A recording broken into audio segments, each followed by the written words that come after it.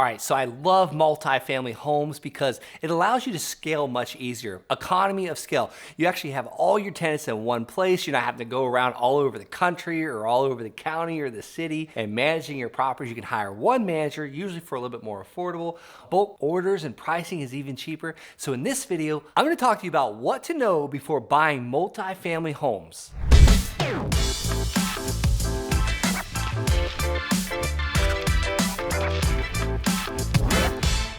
All right, so if you've never purchased a multifamily home before, there might be a few things you want to know about. First, I'm going to talk to you about how to evaluate them, then also get a loan for them. And then by the end of this video, you're going to feel like an expert on what you should know before buying a multifamily home.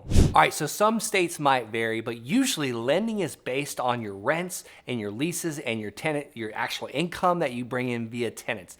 Now, it's often hard to get a loan on a multifamily property or a home without any tenants coming in. Single family residences are pretty much cut and dry on getting lending on it because they look at the actual asset themselves. Now, when you get into commercial multifamily, usually anything over 3 units is considered commercial. Some banks may vary a little bit, but once you get 4 or 5 units, now they're really looking at leases and incoming rents and rent rolls. You got to start like actually showing your numbers on what you're collecting for rent. So that's why oftentimes people will buy, renovate, rent it out, and then refinance it because the banks want to see the incoming rent. So oftentimes these commercial loans, or they actually are commercial loans on multifamily because it's just a different beast. So oftentimes commercial loans are usually 20-year amortization schedules as well. And then they want you to refinance it every 5 years. So it's a 20-year amortization schedule. Every 5 years, you got to refinance this thing. It's just another way for lenders to make more money. So lending is just a little bit different on commercial multifamily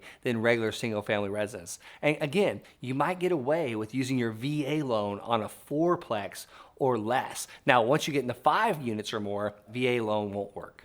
All right, another thing with multifamily, some states consider 3 units commercial, so oftentimes you'll have to hire actual commercial grade contractor or an A licensed contractor. In Colorado or Florida, it would be called a general contractor, because usually when you're dealing with more units, you're dealing with more people, so it has to be safer, and you want to make sure you're not, like, the property doesn't catch on fire when someone's sleeping in there or putting their head there at night. There's some strict rules with that. So you need to know what contractor to hire when it comes to multifamily. It might be a little bit different when it's just a single family residence. I never ever recommend hiring unlicensed contractors, and especially on multifamily property. So that's one thing you want to know before kind of getting into this. It's going to cost a little bit more when you put that commercial in front of that property, as well as multifamily in front of a regular residential single family house. And then if you plan on changing the floor plan or anything, like where the bathroom's at or adding an addition, you absolutely will need engineers and architects for this as well, because again,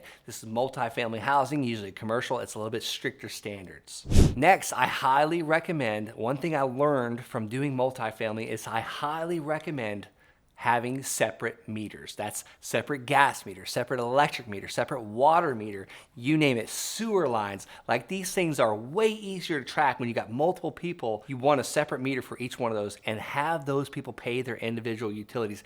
You got to think about, you or your assistant want to have to track what each person's using in each unit? I once had a triplex that we had to divide the power by 3, the electric by 3, the water by 3, the sewer by 3. It didn't take much time, but imagine that on a higher scale of maybe 30 units. That takes a lot more time. Ultimately, I had my virtual assistant start managing and tracking that for me, but it was a pain in the butt for me for many years. All right, guys, I got an awesome story for you. It's about me and some friends buying a 19-unit apartment complex. This is a big multifamily that we did. It was actually my second multifamily deal. But before I get into the pitfalls and the things I learned about this, you got to go ahead and smash that big red subscribe button. This is the only time I'm going to ask during this video, I promise. All right, thanks for doing that. I appreciate it very much. Let's get into it. So I have a cold caller. She's calling every single day. Apartment complex owners, multifamily owners, people that are behind on their taxes, people that are code violations, you name it, high equity list. And we pulled out a deal where this guy owned actually 5 parcel ID numbers. It was actually 5 different properties. One was a 4-plex, one was a triplex, another one was a 4-plex, and the other one was an 8-unit, and the remaining 5th one was a vacant piece of land. They were all touching each other. They were all adjacent. And we got this deal under contract at almost 50 cents on the dollar. So we ended up raising some funds, me and some friends, and then we used the rest of the money that we needed to buy the property. We used a hard money loan at 9% interest and 2 points. We purchased this property for $760,000, and ultimately it was a D-level apartment. It needed a lot of work. It needed a foundation because the property is kind of falling into the ground. And you know why it needed the foundation? Is because the previous owner did not have any gutters whatsoever on this property. And in Colorado, we have something called expansion soil, like a lot of clays in our soil. So it expands as it gets wet and contrasts as it gets dry. So as the water is falling right next to the actual the foundation of the property, the supporting wall, it's up and down, expand, contract. So eventually that foundation will give way after 30 years of this. What the seller should have had on it, or multiple property owners before, is gutters as well as downspouts, getting that water runoff at least 6 foot away from that building and going away from the building. And ultimately the water was coming right back. So our foundation was crumbling. We had to put $140,000 in foundation repairs. Well, that's not the bad part. We were expecting that. But what we didn't do was we should have got engineering involved and the architects involved before we ever even purchased the property. Because now we're paying this hard money loan, and we're paying 9% interest on this loan, and we're doing nothing. We're waiting for engineers and architects. And now we got the general contractor waiting, the A-level commercial contractor waiting for us. So we should have all of our drawings and plans done before we even purchase the property, and then that way we can start the day we buy it, actually start renovations on it. So that ultimately burnt up almost a year of our time waiting on engineers and architects and contractors. And then by the time we got all the architecture drawings, the actual contractor quit on us because he was too busy with other projects. That's one thing I really wish I would have known. We really put the cart before the horse on the purchase of this property, and this seller would have been willing to hold out a little while longer. He might have seller financed to us. You know, there's a number of things we could have done to kind of delay that process.